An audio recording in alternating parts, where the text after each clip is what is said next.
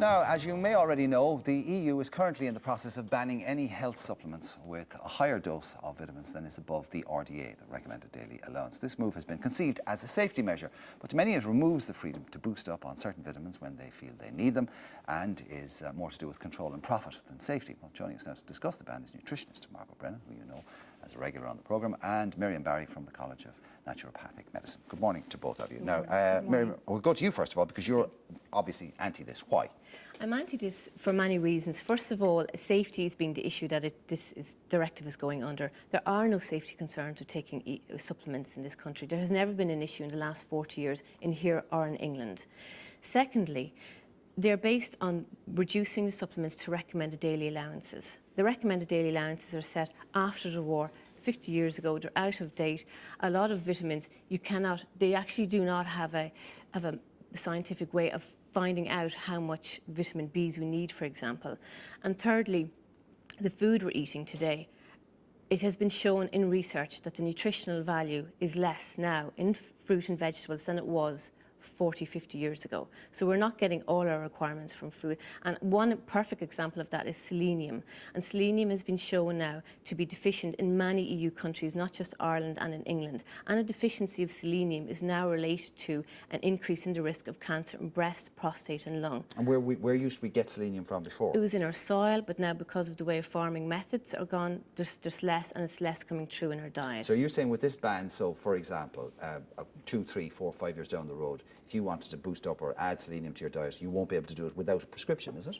Yes, that's what's so essentially, these controls, basically, these limits will hand control to doctors and pharmacists, and you're basically going to have to pay more to get what you can now go into a health shop and get. It's freedom of choice. Okay. Freedom. I mean, at the moment we can buy our vitamins and minerals. We can choose that pathway if we want to treat our symptoms. We can go and buy vitamins and minerals. If this is taken away from us, your only option is to go to the doctor. This is about freedom of choice. We're a democracy. We should have the choice to go and buy vitamins and minerals. They are food supplements. They're not drugs. Well, of course, the other side of the argument is that people say, well, you know, you don't necessarily have a freedom of choice or a right to over-medicate yourself or self-medicate yourself if you don't have the information for it. Margaret, you're in favour of the ban, yes, and you accept or believe that it is for genuine safety reasons. You don't think it's a matter of control or finance or profit? No, I mean, we certainly, as dietitians, would welcome the ban. And can I just say, it's not a ban. There will still be vitamin and mineral supplements available throughout. The only conditions you have to here... go to a doctor and get a prescription and pay for it. No, once they're at the normal 100% RDA, they're absolutely no problem. So you can go in and buy all your normal medications or supplements, no problem. The ones that will have to either come in, get a sort of an exemption from the legislation or be banned are the ones that are currently higher than 100% of the RDA, where there isn't sufficient evidence there to say that they can continue on sale. I've never heard, and I mean, obviously in the media you come across these stories all the time, and particularly if there was an issue with it, it would become a scare story. But I've never heard of people over-supplementing with vitamins. I mean, I know you can take too much vitamin C, for example, but you just pass it out and it doesn't do any harm, does it? Yes, but with the fat-soluble vitamins like vitamins A, D, E and K, there can be issues. And we've got a very small population here in Ireland. We're not great at reporting things like this. In the US, for example, there have been substantial number of deaths from over-supplementation. And while it, and do they set limits there? Yes, they do. Yes, there's much different legislation. I'm not totally familiar with it, but there is much tighter controls, much different legislation and is what's being proposed to be instituted is going to be something along the American lines, then, is it? I'm not clear, Mark, on that, to be honest with you. But if we take, for example, the poisons unit in the US, the vast majority of admissions that they've had to the poisons unit in the last year were children, for example, who had gotten hold of a bottle of medicines, who had taken large amounts of iron, which is extremely toxic. I suppose where we're coming from is that, your main area of nutrition should be food.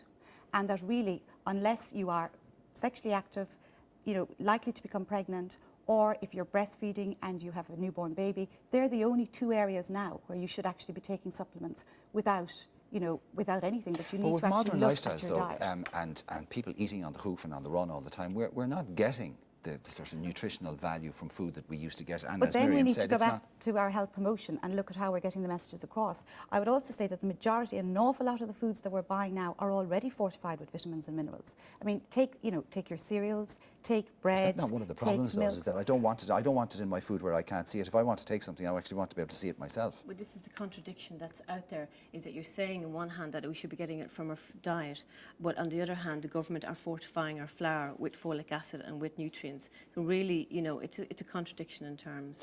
It is. I mean, Well, there's a very strong public health reason why we're doing that. Absolutely, that because is there's one not of- enough folic acid in our diet. Yes, but I mean, Yes. that is, and folate, unfortunately, is one of those nutrients that is very difficult to get in your diet. But I mean, I think, we have a wider issue here.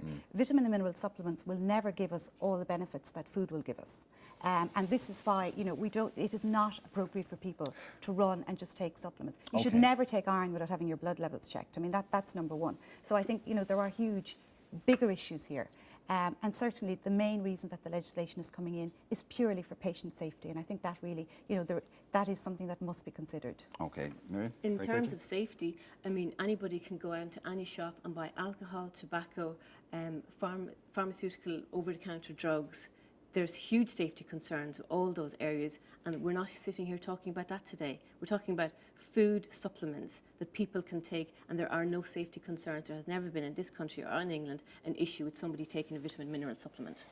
Okay, well, what do you think at home? Do you think it's more than any state, or do you think it's something that actually needs to be looked at? 53131, you put the letters AM first, and your comments one way or the other on it. Thank you both very much indeed.